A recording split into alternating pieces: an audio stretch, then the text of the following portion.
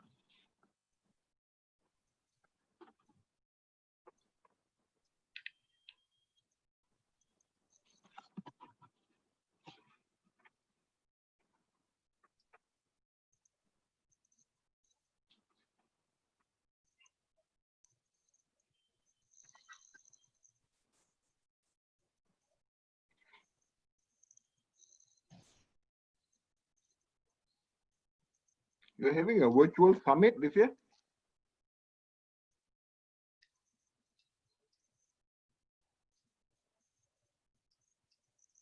Okay, so we'll start in 1 minute.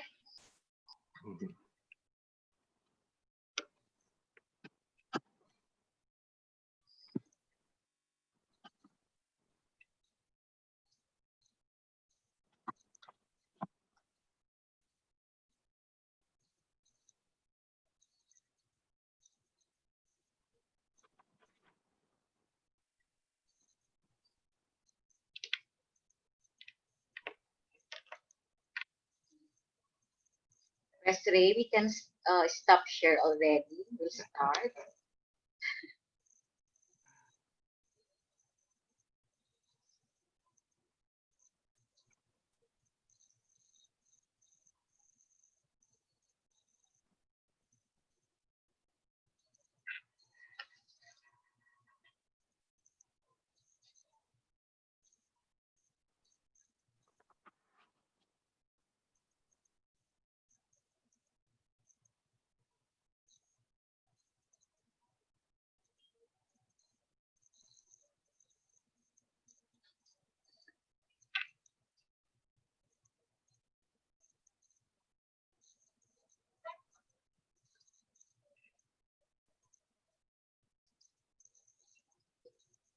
Good afternoon.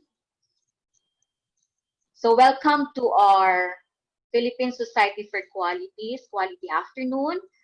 So again, good afternoon to all our quality champions and advocates. And welcome to another learning experience from the Philippine Society for Quality, Inc., PSQ. So on behalf of the Board of Trustees, headed by our President, Dr. Ray Frimista, I am your moderator for this afternoon, Angelica C. Frahinal, the Vice President for Administration of PSQ. But before anything else, first things first, let us offer everything first to the Lord Almighty. So let us place ourselves in the presence of the Lord.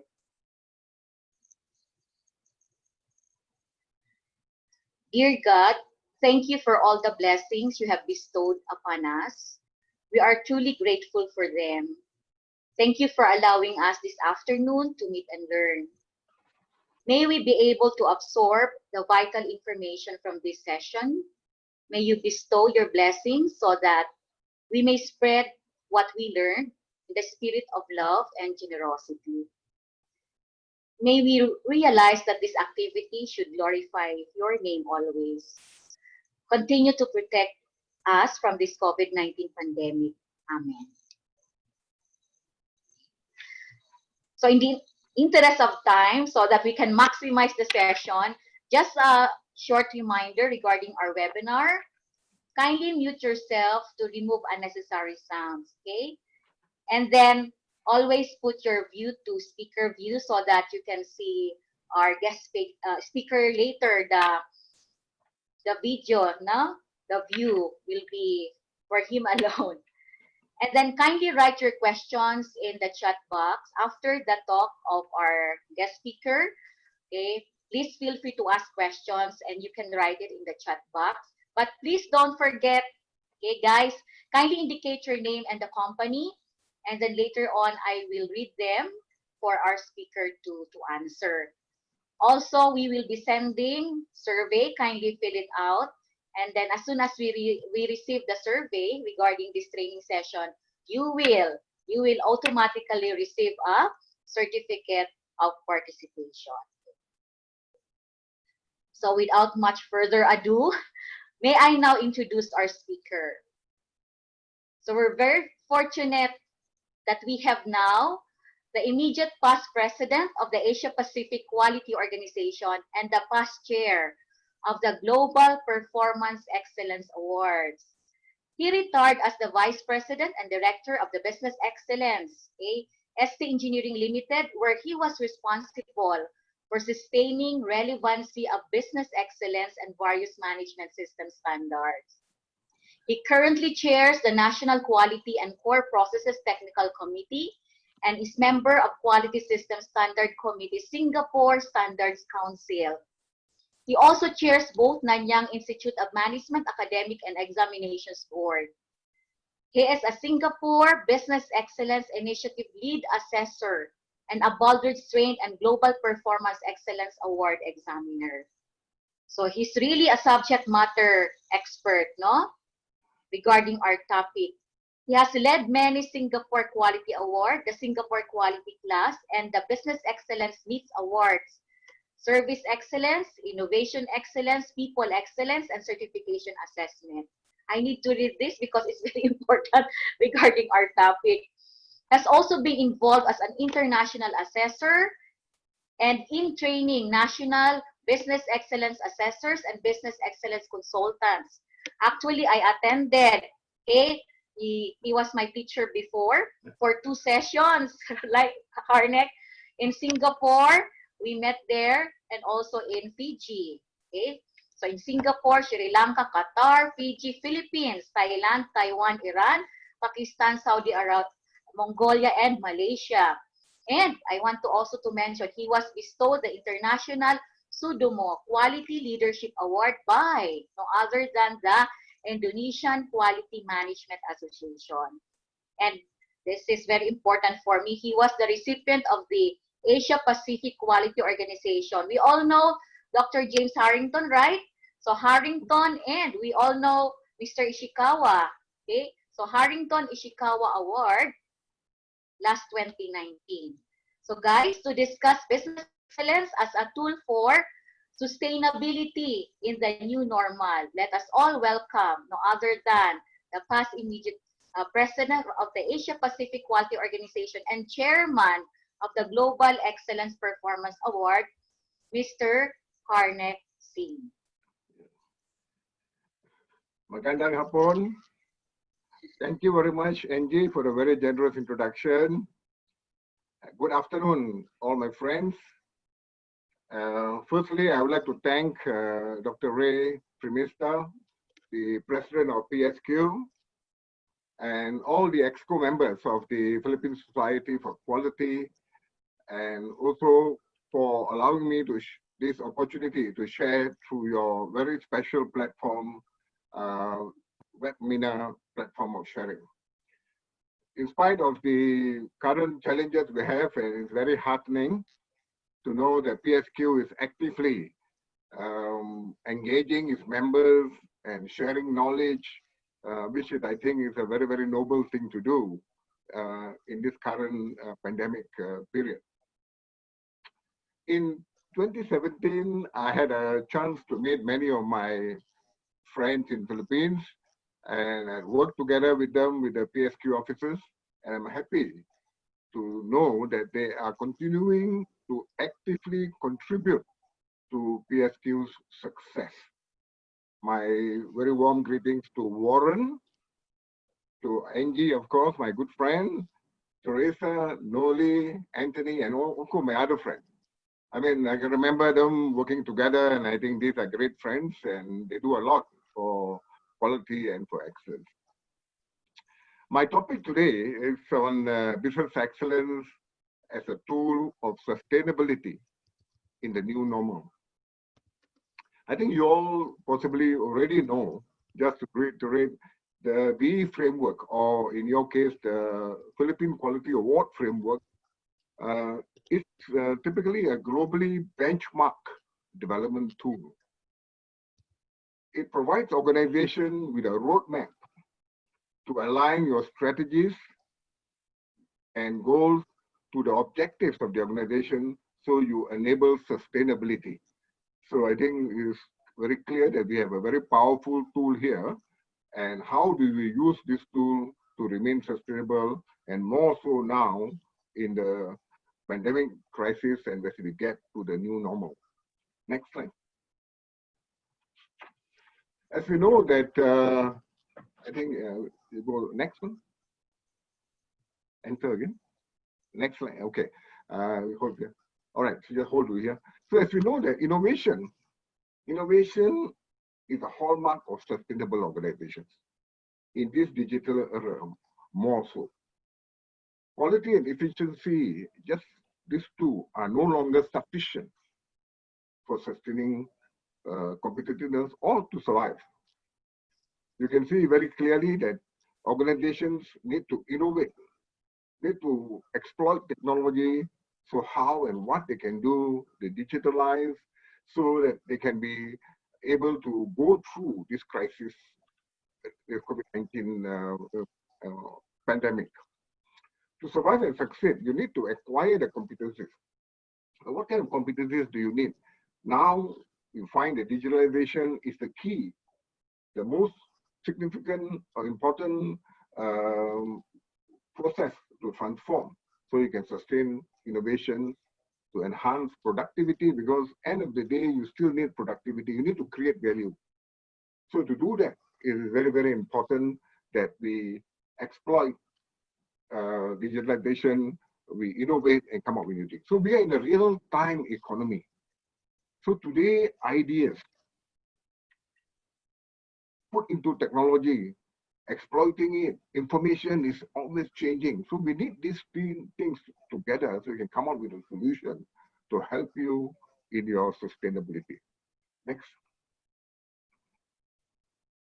Next slide. Okay. As you know, in this new normal, I think this is quite common, like in the Singapore context, you find the new normal.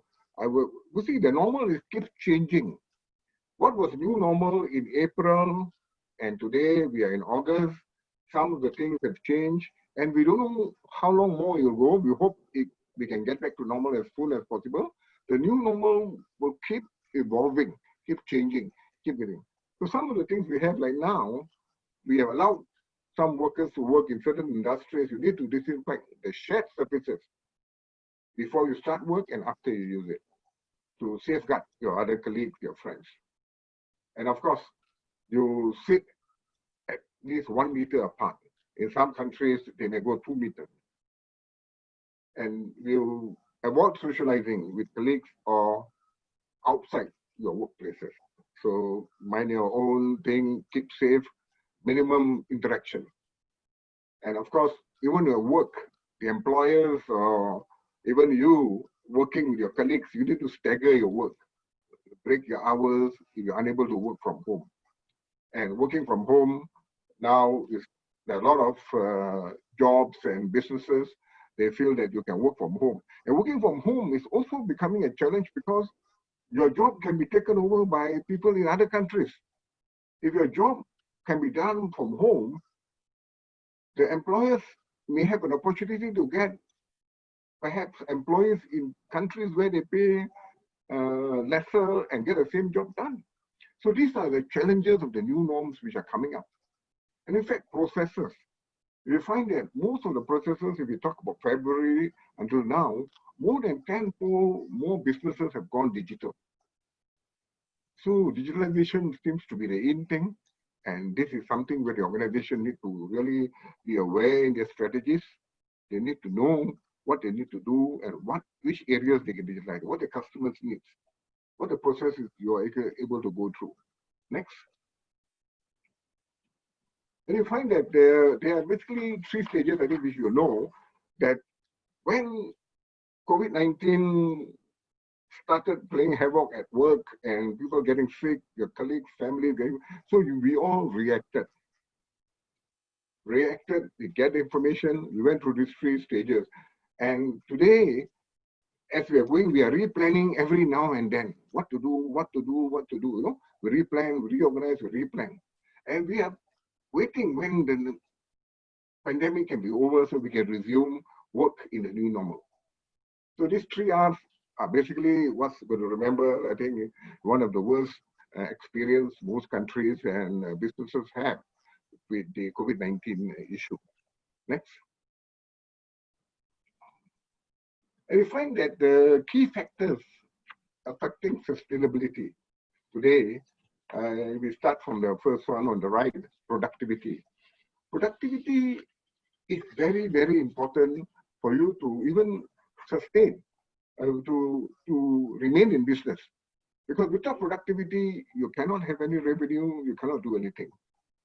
Of course, even productivity plays a part in healthcare.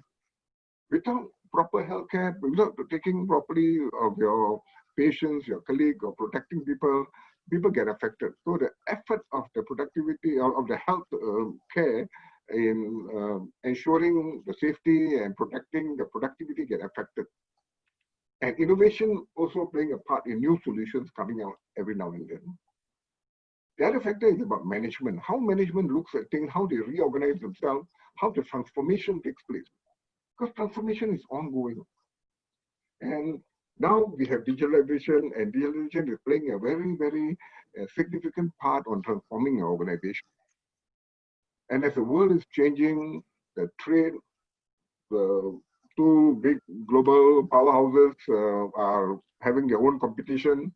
So industry, businesses are transforming. So this is a very real thing which is going on. And the next thing is technology. New and new technologies are coming in. We have Industry 4.0 looking at manufacturing and processes, and we have Services 4.0, then we have what we call productivity now, we call it 6.0. So technology is an enabler, or it can even destroy you if you do not know how to use it fast. How do you exploit technology to transform? How do you exploit technology to innovate? Innovation is not technology as per se, but using the technology in an innovative way, you get innovation.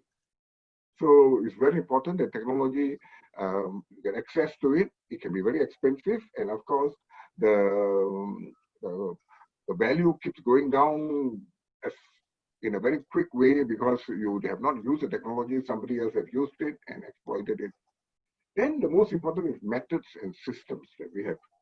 How do you work your processes, your systems, your methodology, how effective it is, how well are you organized? So you need to know what you need to do, what you need to deliver, what your product and services, and how you're going to do it, how you're going to ensure the stakeholders' needs are met, the customers are happy. So these 4 factors have to be taken into account. And if they are managed well, so your sustainability can be more or less assured that you can keeping yourself relevant as you move forward. Next. So working, this is just an example. So when you work during the COVID-19 environment, there are a lot of things which we are doing. Singapore is affected just like Philippines and many other countries we are affected. We need to protect employees from all infections. We want everybody to stay safe and keep well. So this also is a very, very important process on the people's part or on the workforce part. How do you do that? And then planning and rapidly transition frontline employees to working from home. How do you organize? How do you understand the work process? What can be done from home? What can be done or what cannot be done from home? And how do you now move employees, especially frontline ones, which is more important because the frontline employees are facing everybody and we need to protect all our frontline employees. Sustain communication to reduce stress and maintain efficiency.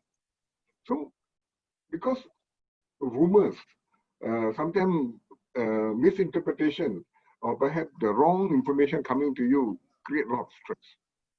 It affects you in terms of your performance. So, how do you communicate in bite size or right communication, different channels of communication, so that stress can be at a level which is okay, and you can keep doing your job so you can be efficient. The frontline and critical services, they must continue, and they must continue safely. That's actually very important. And we must help team leaders track performance and coach remotely. Because it's important that the performance standard, the performance quality is understood by the person who's working. So the team leaders must communicate clearly the performance standard, the quality standard, so that they can be performed. And guys working, they know that they are delivering what is required. Because in this context, in the COVID-19 context, there are a lot of things which have to be taken into account. It's no more like, working the old way, then just carry on the normal way. It's very, very different. So the performance tracking is very important to ensure the safety of the employees and to ensure the safety of your other stakeholders who could be involved. And you must keep employees involved, engaged, so they can happy and performing long distance as you work remote and you work in different areas so that to prevent them from interacting. So how do they remain happy to work together? Reskilling and empowering employees is another important one so that we can remote coaching. Like now we're doing virtual, we're doing web Mina. It's another remote learning platform. So many organizations are doing that. Sometimes you just wonder that one day they can have 2 sessions of webinar. Those who are available, they come and go. So they actually go through the learning, but they plan when can they now see whether they are performing with the new skill, they're performing to the new standards. So this is some of the environment we are in. So whatever you have before the COVID-19 and what is happening now, you need to understand the difference, and your colleagues need to know what's happening so they can perform based on the current challenge, the current requirement. This is very important. Next. So this is just something from Singapore. They did some survey. We have NTUC Learning Hub, and they did a survey online with about 200 employers. It's done about 3-4 months back. And they find that these are the skills which have been identified in demand during this COVID-19 pandemic. They find from the adaptive skills, adaptability and resilience, teamwork, innovations, all these are there, service excellence, even design thinking to help you to empathize and come up with a solution. Similarly, digital skills in many different areas, plus cyber security, governance, risk, protect, artificial intelligence, machine learning, so all these, and RPA. So all these are the kind of skills you need because this is what will help you to able to survive in the COVID-19 pandemic, and also help you to transform post-COVID-19 pandemic. Because this digital and digitalization is the way industries are going, businesses are going, even service industries, hospitality industries. So every industry is leveraging on technology so that they can then move on to the next level of performance post-COVID-19. Next. So after hearing all that, we find that there are many opportunities. In fact, whenever there's a crisis, there's also an opportunity. There are many opportunities. Same times, there are also many constraints. And there are also many demands, regulatory demands, requirements by stakeholders, all that. So all these string, you understand your opportunities by sitting down and having strategic foresight as to what is possible for your business and understanding the constraints and how you're going to handle it and manage them and knowing the demands and how you're going to prepare to meet the demands. So these are typically the motivations why you want to adopt a BE framework as a tool for business sustainability. Because the BE framework is basically a holistic framework, which I told you earlier that is benchmark and it is holistic and it helps you to look at every different dimension of your business so that you do not miss any part. Next.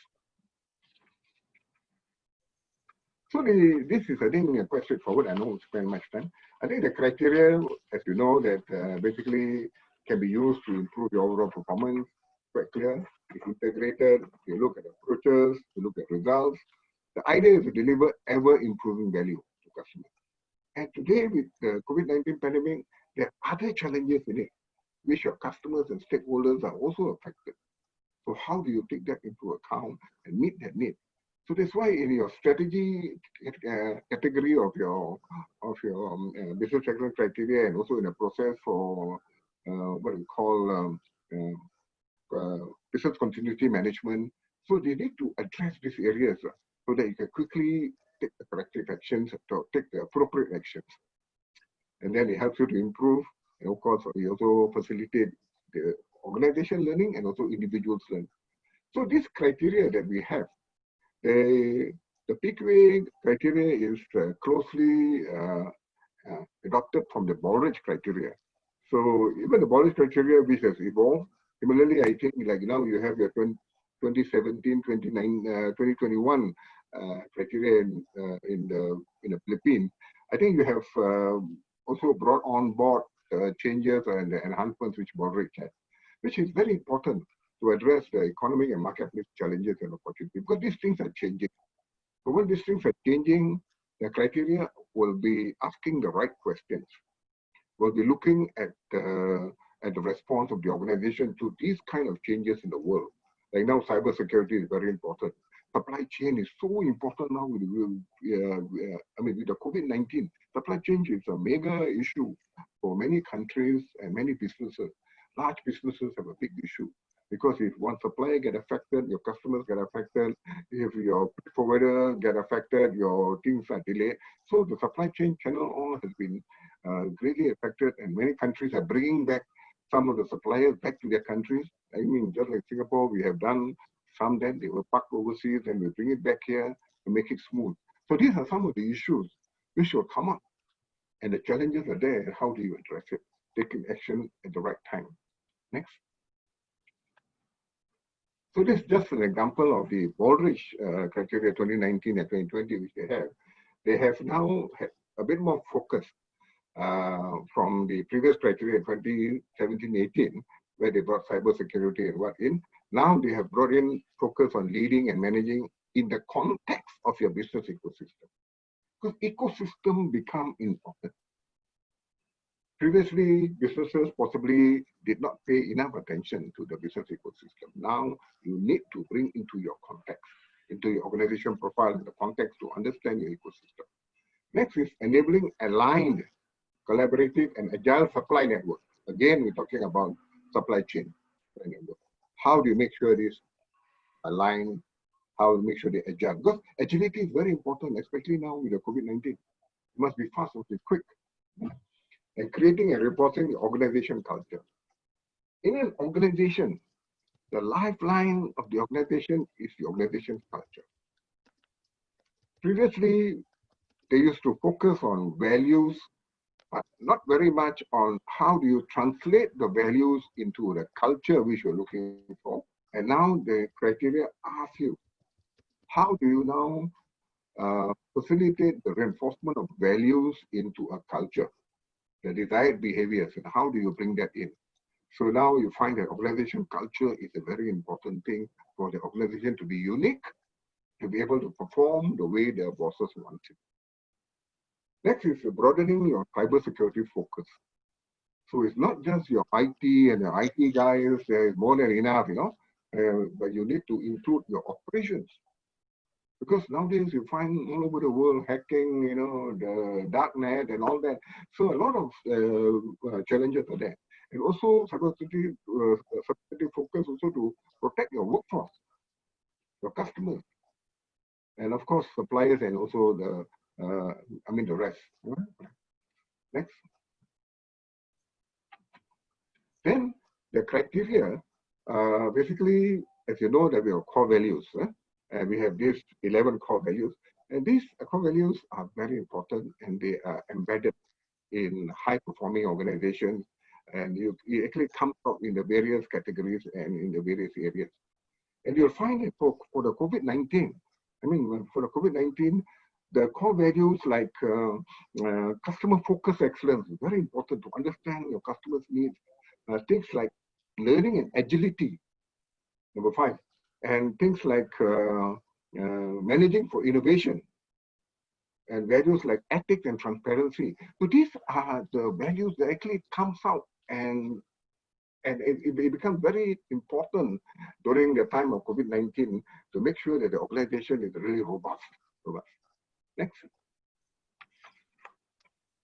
This is just a model to show that right in the center we have what we call the 11 core values, and then we have the 6 process categories, and finally we have the 5 areas of the different balanced set of results which you must report.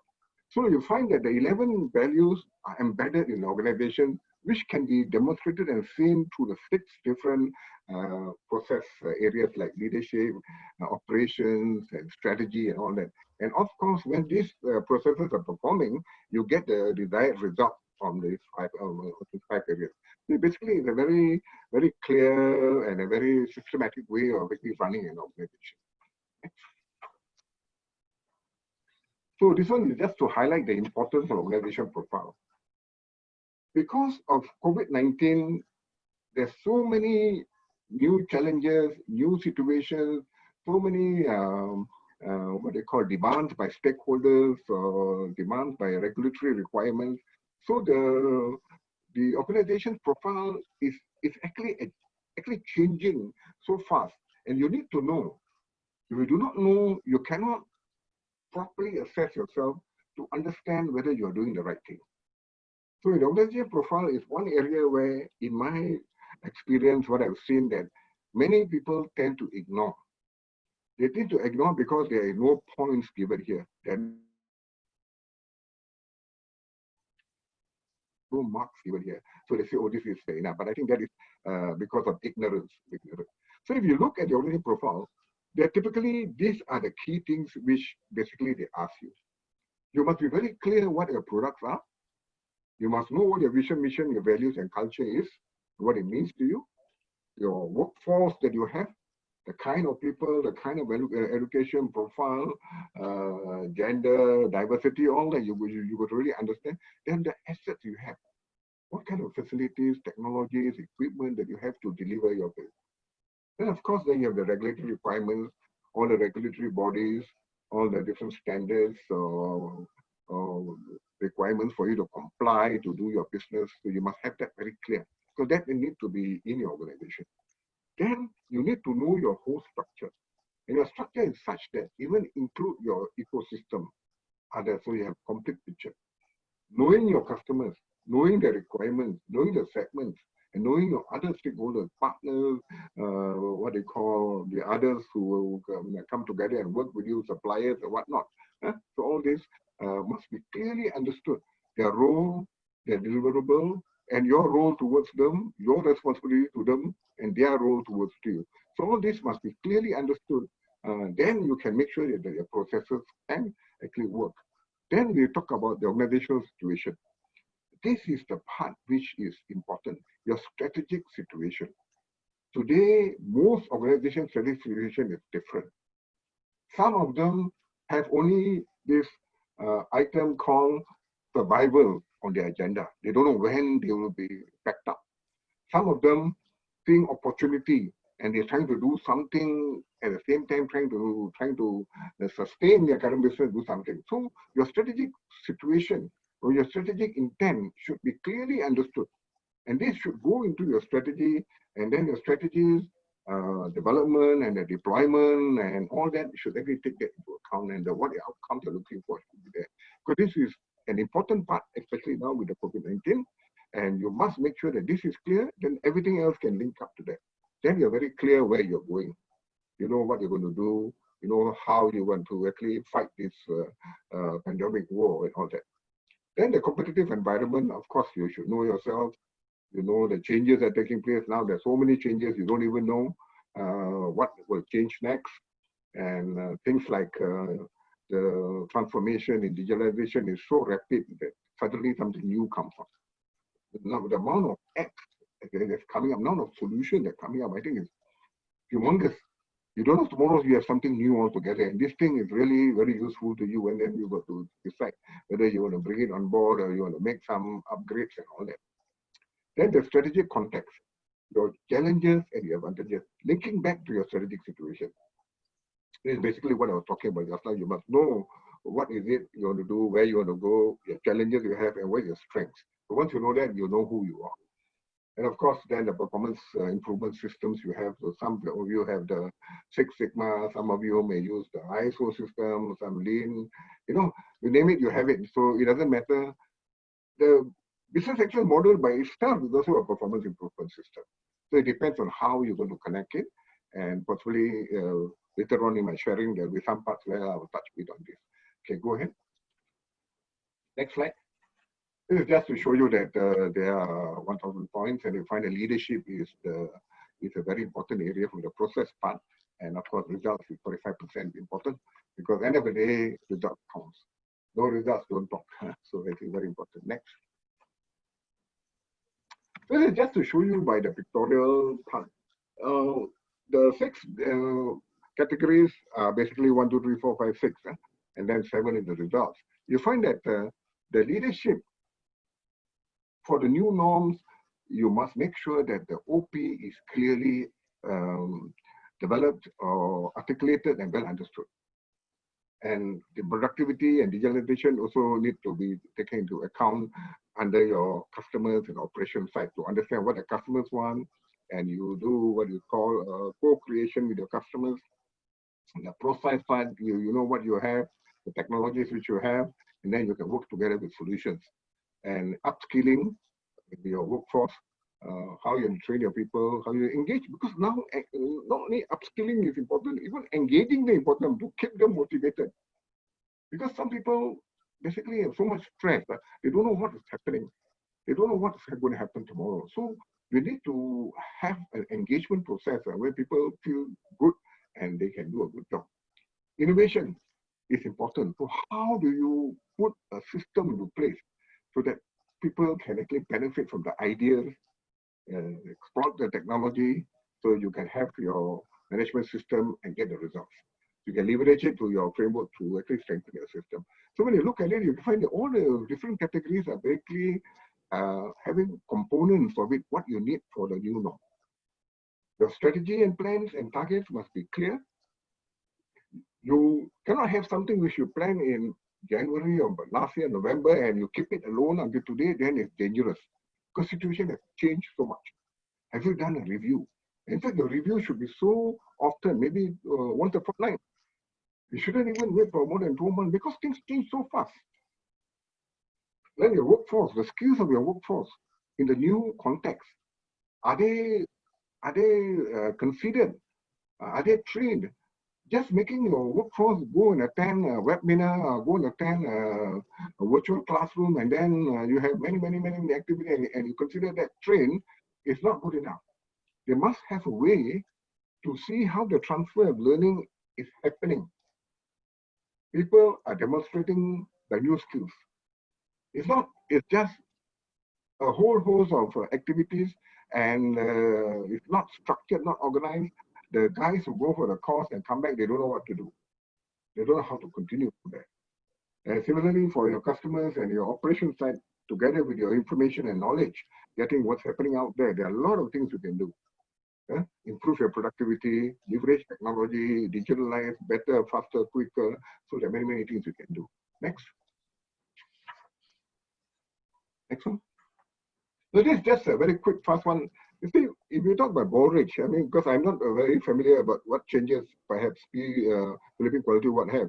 Baldrige, basically, for item 3.1, they basically now look at some questions and then they customize it to the context that they have.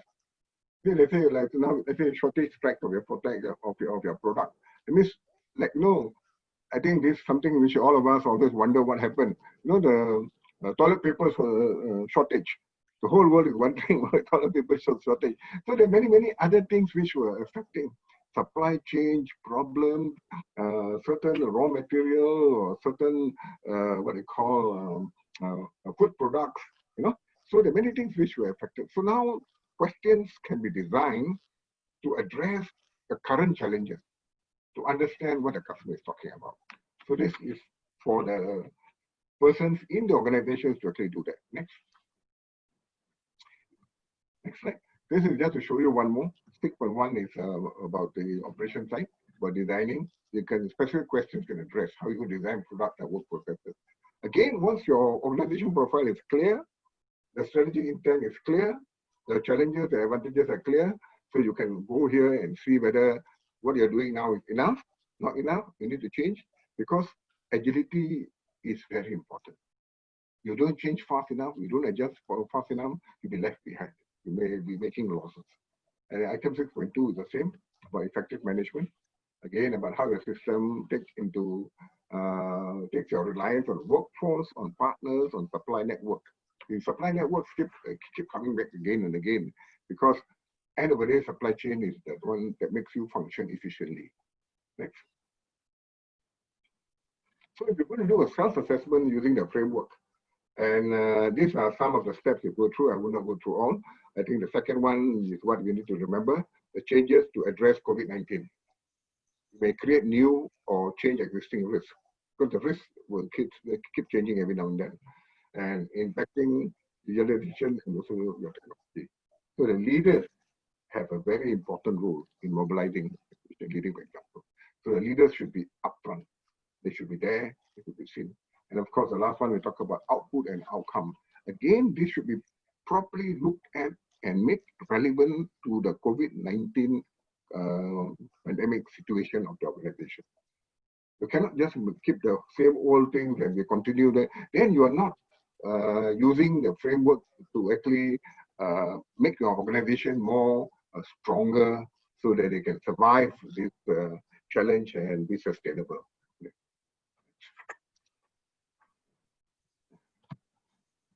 Next. Okay. So the new norm, as we know, cost is going to go up. That one, you got no choice. Governments are funding some activities wherever they can. So it depends on the different countries and different requirements they have. And then we need to focus and need to review. Need to leverage technology. That is something which almost 90% of the people say that this is an important area. And then upskill workforce, capability and capacity. So like in the Singapore context, we have the other challenges of what we call migrant workforce. So the Singapore government now is actually affected by how we're going to manage migrant workforce and how you're going to make sure that our local workforce is upskilled so that they can take on the job. So these are some issues which we need to address. I think many countries have their own country-specific unique requirements, so they've got to look into that. Quality of online learning, as I said earlier just now. People attend so many courses, 1 hour webinar, 1 hour seminar, this one, that one. The quality of transfer of learning assessment, how do you do that? Only then the skills are harnessed. To harness the skill, there must be a way of how to assess the transfer of learning. Then the quality of workplace. So there are many standards which you have. Quality health and management system, now we got 45,000 on that. Some are still using the same old 18,001, but now they have revised a new one, new standard, 9,001, then the other common management system standards. So all these have to be integrated, and it shouldn't be all stand alone. Then you are going to have a lot of challenges. So today, integrated management assessment, integrated management in actually deploying and assessing is very, very important, because the ISO standards have all used the high-level structure, 1 to 10. So they find that from item 4, 5, 6, and to 10, there are many areas where you can actually connect and becomes common. Then the application of waste reduction technologies, design thinking lead. So how do you use it? You apply it to actually cut the cost down and become more smooth and systematic in doing your work. So the management approaches, the new norms, there'll be many things which will be new. And now we must keep at distance, certain things we don't have to do. So all these new management approaches will come into a new norm. Definitely after the COVID-19 pandemic, there's no way we're going to go back to the same thing as what we used to do in January 2020.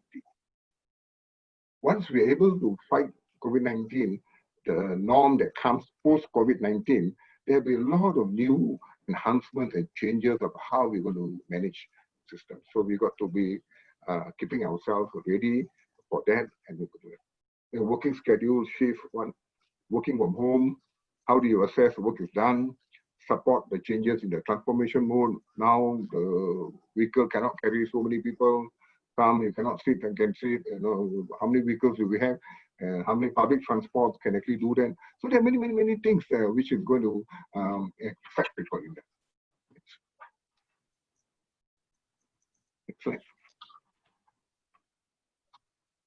Next. Okay, fine. So to overcome challenges and thrive in the rapidly changing, let's say the new normal that's going to come, we still don't know what the new normal going to be. The new normal of today, we know. The new normal post-COVID-19, we still are not very sure what's going to happen. But many of the new normal we are now most probably will be carrying forward and will be perhaps enhanced. There are various areas, adopting technology, strategic foresight, as I said, risk management, how you assess, business continuity planning. You know, we have ISO standard 22301, and of course, new standards that come aboard, new regulatory bodies. Original equipment manufacturers have their own standards which they're going to give you, how you're going to actually put them together, reskilling, upskilling, then a lifelong learning part. Now, if you are in a country where the retirement age is perhaps 60 over years, you know, how do you keep the lifelong learning part? Right? Mobile workforce, working from anywhere, understanding the supply ecosystem and logistics involved. So this has surfaced many, many challenges, especially item 8, ecosystem of logistics, supply chain. It's a big, big headache, and you're going to put it. Yeah, next. So the next slide we're going to go is we're going to enable, engage, and enrich. Before that, we used to enable people, and now we're engaging everybody to react, to respond to what's happening, and enrich them so they can work tomorrow. So we're going to be future ready. So by adopting the evolving new normal, digitalize, reskilling, upskilling. So we need to leverage technology and grow. So end of the day, transform and strengthen sustainability, because it's very important so that everybody can benefit from it. Next. So the next few slides, I'm not going to go through. I'm just giving these are just sample slides for you all to actually have a look as to how it's useful to you. You can use it. So sustainability to quality management. All the business excellence model actually facilitates sustainability. So business excellence models are a tool for sustainability. If it's AFQM based or like the Philippine Quality Award or the Singapore Quality Award, all these are sustainability through quality management. So this one is just a picture of the EFQM. Okay, next. This one is just to show you that some steps of implementing strategy. And this strategy is basically how you're going to do your risk assessment of the current and into the future conditions. So you look at the various steps, the 4 broad steps here. And some of you may already be doing this, but it's just to perhaps look at it again and see whether you have missed anything or there's something useful here you can use. Why not? Next. So this one is, I think you all are familiar with the balance scorecard. So if you talk about sustainability, the normal thing people always link sustainability to the ESG or the ESE, you call it. economic sustainability, social and environmental, or some call it governance. So basically, financial, these are four perspectives, but these are not the only four. It depends on your business. You can have 5 perspectives, 6 perspectives. It doesn't matter. But these four are balanced. So these are balanced. So the various things, if you are looking at economic sustainability, these are the kind of areas which you need to have some kind of process or program and some kind of measures that you have. It's just for you to actually refer to you, and I hope it's useful to you. Next. This is for HR. HR, we talk about sustainable HR management. HR sometimes is actually neglected because they think that, oh, it's automatic. It's like, oh, you need to build up your people. You need to make your people ready to serve, to bring you into the future. So what do you do? Various influences, demographic change, people skills shortage. How do you do that? How do you prepare? Later retirement. As I see now, many countries have been affected. Singapore has been affected. I'm being affected. So training models and the pay system. How do you do that? Knowledge base solutions for knowledge acquisition. What benchmarking, learning, and study trips. In addition to other form of knowledge, you can do that. I think you have a very active member, Teresa. Teresa is very active in benchmarking. So there's one area where she can also help the Philippines Society for Quality to actually benefit from that. Work-life balance. I think we know that flexible working hours required because different kind of needs, mothers, husbands, spouses, and so they actually need to look at that. Next. So next is basically innovation. I think innovation, if you know this, basically a funnel which you go through, you get the ideas, and then you mention, then actually diffuse it. You escalate it, or you scale it up to that. So you go through the 4 different steps, and you basically get the ideas, and then you do the evaluation, selection. You can have your own criteria. And of course, you have your trials, you can develop it.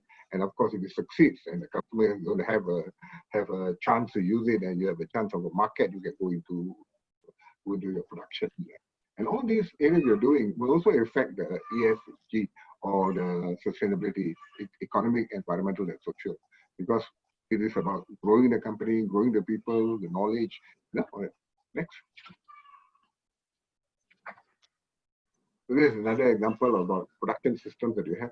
If you have a building structure, so these are the areas which you possibly need to look at for a sustainable production system. Networking, efficient use of resources, renewable energy. This is now today's requirement. We call this Sustainable Development Goals by the UN. There are 23 of them, I think, which they have many of these areas where they set some numbers for you, how much the world must get. So various countries will take it up. Like Singapore, they'll take up some of those goals, and then they set their own goals. Then the mechanical equipment, what do you do with that? And your management must be open to innovation and change, and must focus on increasing productivity. Because productivity, whether you're a rich nation or whether you are a developing nation, makes no difference. Productivity is still important. Without productivity, your GDP cannot grow. So you must always understand that productivity, you cannot put it one side. You must always be the one that you're aiming for to grow. And it's the only way for you to grow anyway. The cost benefit optimization and transparency and credibility, very, very important. Next. Next. Okay. This one again, just now I showed you the one on the Baldrige framework. This is the ISO. And I think we know that even ISO, the high-level structure 1 to 10, you'll find that in the 4, 5, 6, when we put together. So in the 5, we have the leadership right in the center. And then they are basically making sure that different parts of the process work. And you'll find that ISO 9000:2015 has got very close to the PQA framework. It's not very far, but it's making closer. Because ISO realized that there are many users who look at the Baldrige, look at EFQM, look at their own award model, and it becomes like challenging. So that's why, to make it complementary, ISO standards is now also holistic. So if we look at this, there are things like you must set your plan and targets. And first of all, you must have set direction. You must come from the bosses. Then plans and targets, and train your people, then track performance, quality, innovation. They find that there is an overlap. There's a link with your PQA and with the ISO 9000. There's a link. Next. These are other common standards. These are the common standards which many industries or businesses will use. And these are also basically you can link it, you can incorporate it into your normal framework, and you can build it in. Like food safety system, and it's basically under your processes, where the process will basically play a bigger part there. Anti-bribery will be under your leadership, playing a part under your finance, playing a part. And all as you look at everything, all these are the common standards used by many organizations, but they are not all. There are many other standards here, like IT standards, uh, medical standards, so which can put in. By just giving you some examples, there are many different standards. Even educational institution, organizations also have a management system, which you can take it up, look at it, and if you're ISO 9001 certified, you can use these requirements or these suggestions into that, and you become more of an education organization. Next. So it's just an example to show that sustained success. Normally, when you assess, either you use your PQA criteria or your ISO audit, what you do, but then you can use the 9004 also. It helps you because 9004 is a guidance on how to achieve sustained success. And many people are either not using it or not aware that there's such a thing. So if you look at it, they give you like a level of your TQM, level 1 to level 5. If you go look at it, there's a way to check it yourself. And other management system standards. You can have the Joint Commission International, or you have ISO 56000, which is the innovation management standard introduced last year. So there is a standard which is introduced how you manage innovation. And you use that to assess, and then to improve where you have a gap, you have various best practices you can use. And then you can go back to your standard and set your new standard, and you control it. And then you can go back and assess. It becomes like a cycle. So what is important? The foundation, the bosses must be involved. And you must have clarity of organization context. You must know who are you, what do you do. Only then your assessment, you are looking at the right things. If not, you're just looking at whatever is in front of you, it may not be complete. So correct. Next. This one is to show you the journey in business excellence. Okay, basically the basic standard is at the bottom. And on the right, you can use your performance excellence or business excellence. You can use your ISO 9004. And some of you can use GRI. Some still using G4. In fact, today GRI is standards. Or you can use your sustainability development goals by UN. So all this basically to be effective, to be efficient, there will be various best practices, and then to go up to excellence. And the business excellence framework will bring you up to the highest level of performance. So whatever we have, standards, different best practices, tools for improvement, whatever you do, you put it together, become more efficient, and get to the level where you are excellent, and that will ensure your sustainability, for sure. Next. So 6 effective steps to embrace business excellence or tool for sustainability. First is make business excellence the way you work. Don't make it like one additional program. It's the way you work, because it's actually all the categories is how you work, and led by the bosses, by the same leaders. Integrate business excellence into your organization strategic planning cycle, or your transformation map, or roadmap, or technology roadmap. All must be integrated here. Have clear, articulated strategy, so people understand what is this strategy means, and then come up with action plans and deploy the plans. And then you measure what outcomes, what goals you're looking for. Customize and develop in-house industry criteria knowledge. So the B criteria is quite generic. So it's useful for you to customize unique to your business, so that you know that this requirement is a general question. For me, in my business, I will tweak this question to make sure that what the question trying to ask you, I put the business language into that. Once you do it, then it becomes useful to you. Then incorporate standards. Some of the standards are because customers want it. Some are regulatory requirements. You must do it because if not, your business cannot get licensed. So you build it into your framework. Remember, you must start with the organization profile. You must set the context. Because if you don't do that, everything else is going to be weak. Important. Next. So Leveraging BAE as a tool for sustainability in the new norm. First, the one in yellow, hands-on leadership. Bosses all must be hands-on. Total participation, everybody, nobody left out. Clear strategic foresight where you want to go, what you want to do, and what is possible in the next 4 or 5 years, and grooming your leaders and your talent. Well, grooming leaders and talent are very, very important for sustainability, because what we're doing today, we're actually preparing for the next generation to take over. So we have the next generation in mind because they're going to run the show. So what do we do today to make sure next generation succeeds? So that is the way that we should go. And the one in blue is you must embrace the new normal. No use going against it. It'll just perhaps destroy you. Getting on board, working in the best way is that know your business process. Understand the standards, requirements, and the performance so you can embed it together, you can marry them together, and have a very clear understanding of the process, business, performance. And of course, the great is reskilling your people. Today's skills may now suddenly become not so relevant, so you need to reskill them. And what was reskill? You need to upskill them so you can perform at next level. And digitalize, leverage technology, innovation management, and embrace best practices. Benchmark, go out there, benchmark, bring best practices home, build it on it. So this is very important. The next one, in conclusion, last slide. So you find that it's very important that active leadership plays a part. Organization context is clear.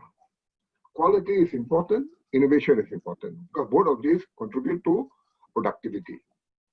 And then it's useful for you to have a customized BE framework.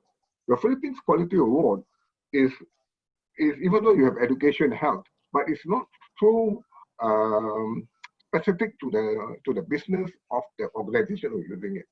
So the organization can now use this one level up framework and lingo tweak it to themselves and use it that way. So when the assessors come, you just need to explain to them this requirement for business, this remaining, and they will know what to do. I think all assessors are matured, they're well trained, and they should be able to understand that and assess you.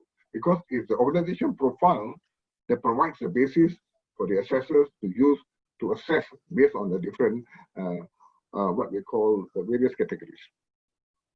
Then the competencies are very important. Competencies of the people, upskilling and reskilling, because at the end of the day, competencies gives you the edge. Engaging, not only your people, your suppliers, your customers, your partners. Clear measures. What are you aiming for? What are the performance standards you're setting? No use of setting very high standards when you're unable to perform because you don't have the resources. You must be realistic so that it becomes a journey. Clear strategy, understood. Clear target, aim for it. Benchmarks, so that you also have a challenge. And then if you have sustainability development goals, great. Set the target and achieve for it. Then you must review your work. You cannot just anyhow continue working, no review. It's not going to be useful. Have the right resources to deliver what you want. If you don't have that, resources include manpower, skill, infrastructure, access to technology. All these are basically all the right resources. And then have a recognition system. Not only for your people, also for your suppliers, for your partners, and even your customers also can recognize them, why not? And bring in best practices. And this will help you to use business excellence. It will serve you a very good tool for sustainability. Next. Next. Okay. Thank you so much for that. So I would think, I'm sorry if it's exactly going to be an hour. I hope it's useful information. Thank you. Okay. Thank you, Harnek, for freely sharing your experience to us, particularly the use of the Business Excellence Framework. So our expert, Harnek, shared to us the importance of the Business Excellence Framework under the new normal, and not only a tool to be used under the new normal, but he emphasized that it is a tool for sustainability. So he walked us through the Business Excellence Framework and emphasized on the different core values of the framework. And not only that, he walked us through the importance of the organizational profile and the different categories of the business excellence framework, wherein he really emphasized the role of leadership and then the importance of putting everything in our strategies, okay, addressing our customers, and then having all of this data which is under measurement, okay, analysis management.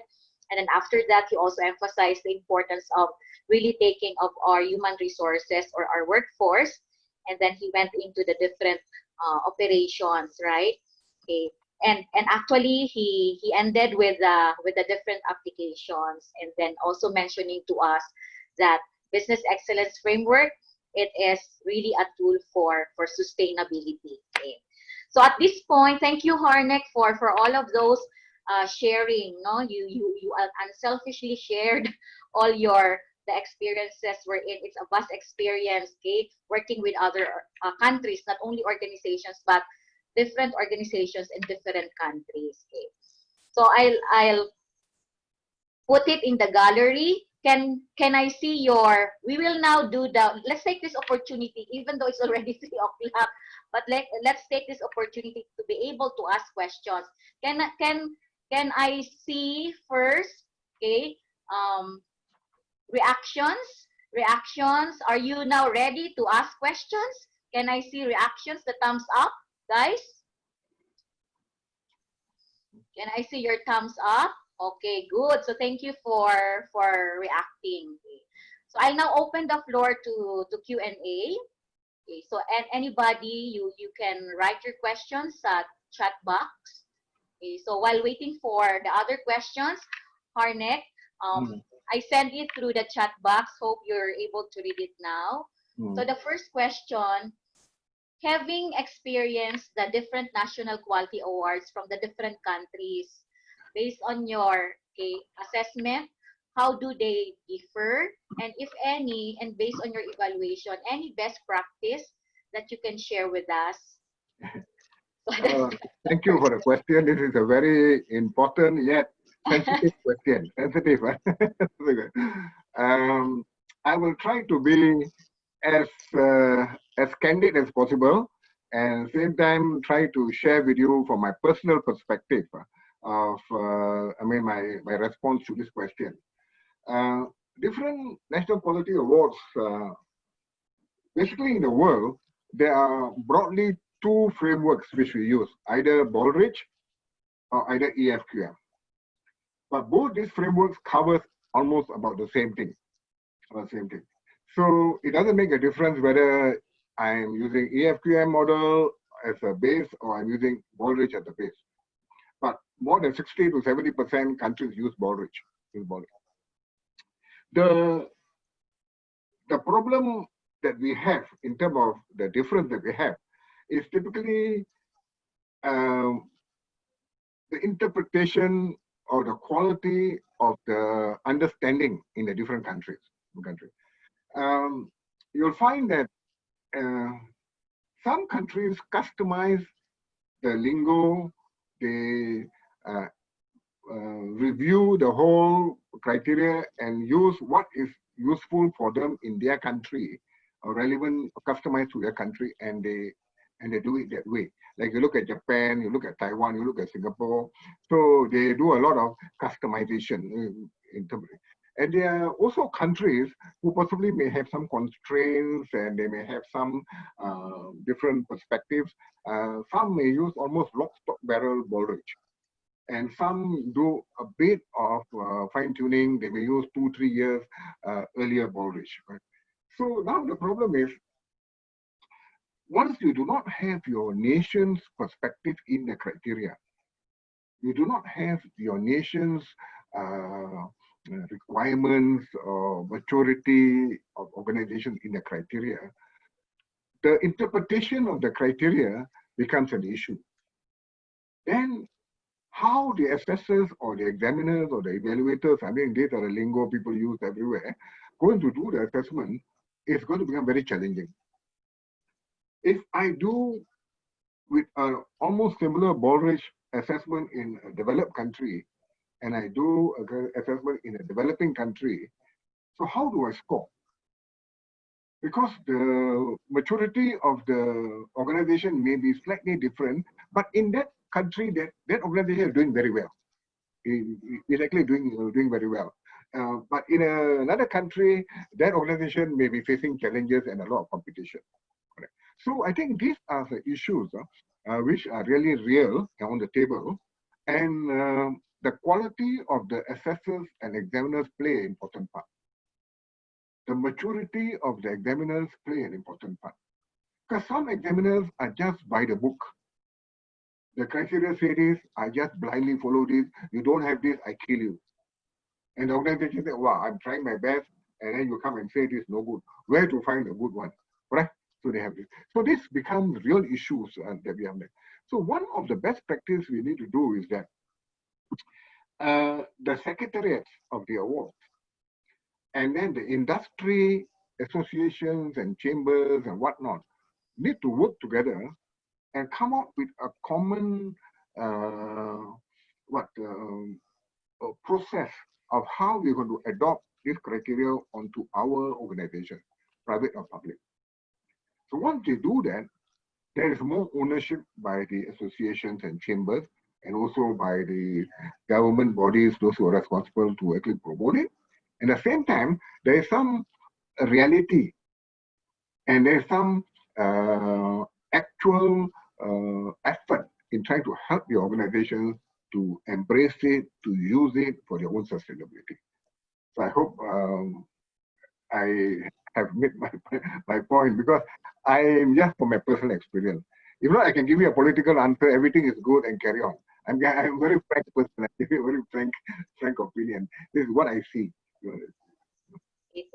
Thank you, Harnek. So the message of Harnek at this point, okay, it's very important that the secretariat, our award manager, which is DTI, collaborate with the other industries or other sectors, and then we need to ensure that the framework, okay, it meets the requirements of the country, the national requirements, right? So it means that we don't really adapt it 100%, but we need to ensure and ask ourselves, okay, are these answering the requirements of the country or the organizations in that country? So thank you for that, Harnek. And then the next question here: how do you evaluate the effectiveness of the implementation of the business excellence model? How would you know if it's really effective in a country based on your experience? Here again is my personal opinion, and I think I've seen in many countries that they do, even in US. I mean, my personal view is Baldrige is not successful. Baldrige could have been better because they have some of the headaches which I mentioned in my earlier answer, and they have not addressed it, and they're trying to address it by bringing to state levels and all that. But I think, end of the day, the secretariats, the whatever ministry or the body responsible for proliferating, promoting, have a very important role. And then many people, they misunderstand that secretariats can be done by anybody. Actually, that's not true. The role of a secretary in this kind of job need a special kind of skill, a special kind of tolerance, special kind of understanding, which I would think that the bosses need to understand that. And sometimes the bosses, they themselves may not have been involved in promoting this kind of thing. They may not have that understanding, and they just let whoever is available to carry on with the process. So you do not get maximum benefit. So when you want to evaluate effectiveness and implementation, first thing is the user. What's the take-up rate? If there are many users, great. That means people believe that this is going to help me. Secondly, the various different groups, public sector, private sector, and then we talk about non-for-profit. So what is the take-up rate and what is the objective? If the objective, let's say, in your case, I mean, in the case of Singapore, let's say for ESG or for Spring, is for the private sector. So the private sector take-up rate will play a very important part. But that's not enough. Then the private sector, they have got Singapore Business Federation, then we have got the Singapore Manufacturing Federation, and then the various associations with various members. So they have their own agenda, how to bring them up. And how do they now measure themselves as their members using it and succeeding and growing in their business? So if you're able to measure that, there's one. Secondly is how many of them get certified. At least you bring them onto the journey. So those who get certified, they come onto the journey. And then those who get an award, they get recognized and they can share with the rest. So I think this is just some of the first level way of affecting, of looking at effectiveness and implementation. The bottom line, the bottom line is about country GDP going up, the industry themselves growing and maturing. I think, that's the bottom line for the one. Okay. Thank you, Harnek. I have a question here. I'm not just able to send it to you. It's a first question from a participant, Angelito Kalingo. Allow me just to read it, okay? Due to the COVID-19 pandemic, business recoveries becomes a gut issue among firms who would face either a V-shaped recovery or a U-shaped recovery. What's your comment on that, Sir Harnek? About the COVID-19 pandemic. May I ask whether if the question is typed somewhere here or is it only handwritten? If it's handwritten, can you read one more time? Okay, I'll copy and send it to you now. Okay, fine. So because I can then. That's better. Okay, can you read it now, Harnek? Oh, okay, that's the last one, right? Yeah. Due to COVID-19 business recoveries, is it? Is that the one? Yeah, that's the one. That's the one. Okay, fine. Recoveries becomes a gut issue among firms who face either a V-shaped recovery or U-shaped. What's your comment? I would think that it's a very, very difficult to come because I'm not an economist. I don't have inside information about COVID-19.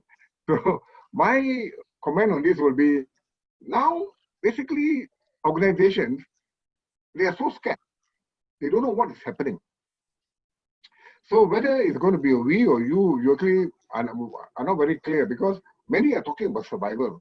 And the others are those who think that they will go through it, are looking through the fog, and then of certainty, what's going to happen, thinking how they position themselves. Once the crisis has passed and things return to normal, they are still thinking about all these things. And the question is, what will the normal, or can we call the new normal, will look like? So these are some of the issues which are not yet, to me, from the knowledge that I have access to, these issues. It's impossible to know what will happen. Like even in Singapore, nobody knows. Even Deputy Prime Minister, nobody knows. So based on what we have seen, or we think constructively about the future, let's say, the following elements, there are actually few elements that we can think of, and then are important. One is distance has come back. Whether borders, people protecting on borders, trade, travel. Now, like SIA is almost virtually everything is actually parked on the ground. I think like Philippine Airlines is also affected. Limit to entries. How many people can come in, how many people can go out. Preference to local over global products. These are real issues. Supply chain, bringing source to the end markets. Now bringing closer to you. Then about resiliency and efficiency. So this has become an issue again. When lockdown restrictions begin to ease, like now when we're easing, businesses will need to figure out. Then they can get some idea, figure out how to operate in the new ways. Now with the lockdowns and things, and then very difficult to get a picture. So all the economists, those who can actually do their own calculations, speculate, is just one thing. But personally, I don't have an answer to that. But I would think the issues here are basically distance is a problem. It's not very clear how you're going to go. Resiliency, efficiency, an issue. And of course, here we talk about ability to absorb shock. You don't know what else is going to happen. There can be even bigger shocks. Hope not. And then come out better so you can be a competitor, you compete with them, you can grow. So that will be key for survival and your sustainability. And the rise of the contact-free economy now, people, everything, the three areas, digital commerce, telemedicine. Now we are doing a lot of telemedicine, automation, everything automate. So the COVID-19 pandemic would prove to be a decisive turning point. So I don't know which way you'll go, whether it's we or you. I would think that, to me, it's still not clear how recovery is going to take place. I hope it's okay. Okay. So we'll hope for the best, no? We'll pray and hope for the best that We all everything pray for the best. will be, yeah, will be okay. Now, in the interest of time, Harnek, we'll entertain one last question Hmm. because it's already almost 3:20, no? So this is regarding we all says about the total quality management. It is correct. Is it correct to say now that the total quality management tool, the best tool now, is it the business excellence, performance excellence framework? Do you agree with that, and Uh, why? okay. Okay. Where's the question? Then, Okay. The Actually, that's the number 4. okay. Number 4. Then? Yeah. What can you say Okay. Okay. about All the right. Okay. statement? What Yes. can you say about the statement that total quality management framework now is a business framework? Do you agree? Why or why not? Okay. Uh, I would agree that the total quality management framework is the business excellence framework. I totally agree with that from my experience. There can be quality gurus, this and that, those want to sell their book, they want to do their own consultancy, they will try to show a bit of difference here and there. But actually, total in BE framework is also a holistic framework. So holistic and total is to me the same. So it's very important for whoever is actually articulating this, they take some time to understand what total quality management. If you look at 9004, right, ISO 9004, you can find that about 90% everything down there is about total quality management. It's also about BE framework. So this is, I agree with that. And I think I also given the reason that because two of them are providing holistic, but perhaps if you ask me to choose which is more total, BE is more total. But the problem with BE is that the organization profile must be clear. In total management, they do not ask you about for your organization profile. So you start from your own knowledge, from your own interviews, from your own dialogue. So that's the difference. Okay. Thank you, Harnek, for that. So Mm. can so I'd like to thank Harnek really for saying yes to our invitation to be our speaker for today's activity of the Philippine Society for Quality. We know that Harnek is very busy. He has so many invitations from other countries also. However, he always, actually based on experience, prioritize the Philippines. Mm. So let's give a warm of applause to Harnek. Can I see your reactions? Can we see the applause? Okay. So I'll put. Welcome. So thank you very much, Thank you. Harnek. Okay, thank you, thank you. Thank you, NJ. Thank you, Dr. Ray, all PSQ officers, ladies and gentlemen, those who are here. I'm very happy that all of you stayed on until now. Hope the session was useful and provided some takeaways. All the very best and have a great evening. Maraming salamat. Okay. Thank you again, Harnek. So with this pandemic crisis, guys, we should never give up. We need to work smart and succeed. And let's value the business excellence framework. Let's use the business excellence framework. It works. It works based on the sharing of the others who are really implementing it. So we just need to try it. Okay. And as also mentioned by we all know this Aristotle, right? Excellence is not really an act, but it is a habit that we should build. Okay. So before we end, just a reminder: kindly accomplish the survey form. We will email it to you, and then Harnek is very kind enough, okay, to be able, okay, for us to get the permission if we can share the presentation material. So thank you, Harnek, for that. And before we end, it's always nice to have a group picture. Okay? Is it okay to show your video? Let's have a group picture.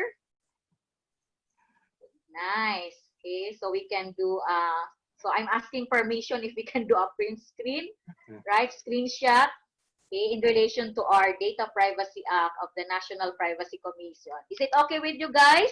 So we can post it in our Facebook, PSQ Facebook website. So smile. 1, 2, 3. Okay. One more. 1, 2, 3. Then let's go to the 2 up 2. because earlier we are 49. Okay, 1, 2, 3. One more. 1, 2, 3.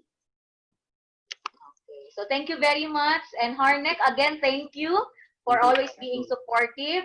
So from the PSQ family to all our members and our guests, okay? So thank you very much for being part of this learning session. So stay safe, guys. Always keep Bye-bye. yourself healthy. Bye-bye.